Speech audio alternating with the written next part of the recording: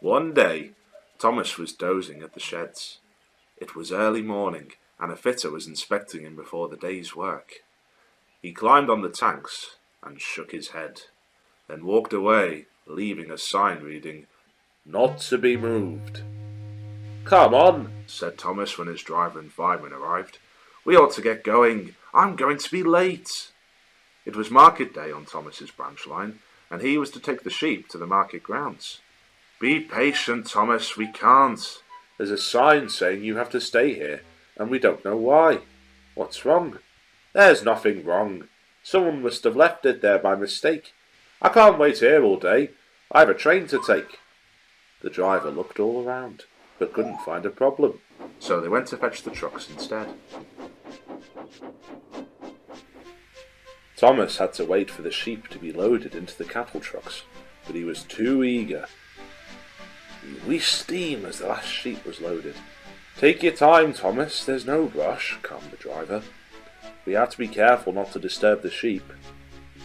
But the signal dropped, and before anyone could check the door was shut, Thomas insisted they got to the market on time, and they left in a bus.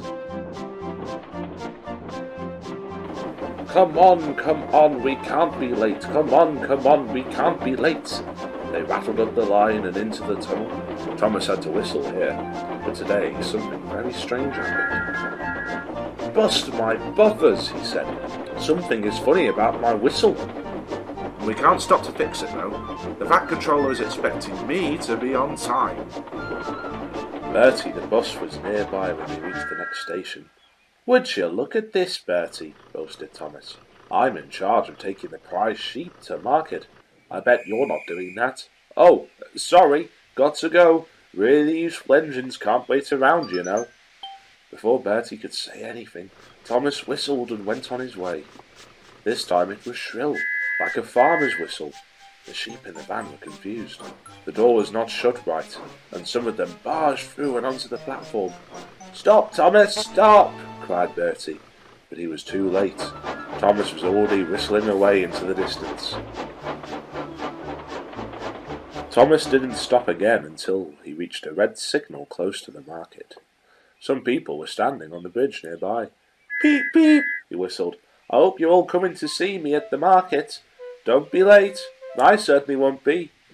Thomas was puffing away before the signal alarm had even fallen. He didn't realise that as he was whistling, some more sheep had scrambled out of the trucks. At last, he bustled cheerfully into the market ground, where the guard stepped down to check the sheep. Thomas was proud his journey had gone so smoothly. "It's no wonder the fat controller's given me this branch line.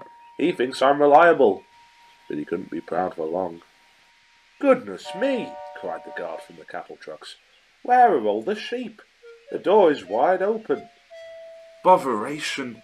We were making such good time too." Thomas let out a sad peep on his whistle. No sooner had this happened, the last sheep hurried out frantically. "Well, there's your answer," sighed the driver. "The sheep think you're blowing a farmer's whistle, Thomas. We shouldn't have been so impatient to leave this morning. Come on, let's fix your whistle, and then get back down the line to herd the sheep." Round the corner, the people on the bridge had herded the sheep and led them to their pen, whilst Thomas returned to the station to pick up the rest. This time he waited for the door to be fastened properly. "Good," admired Henry. "You can't run the railway with sheep flocking around, Thomas. They might get hurt. Make sure you're not so careless in future." Thomas sadly agreed and carefully trucked back to the market ground, making sure not to rush or bump the trucks. I think he's learned his lesson not to be so impatient now. Don't you?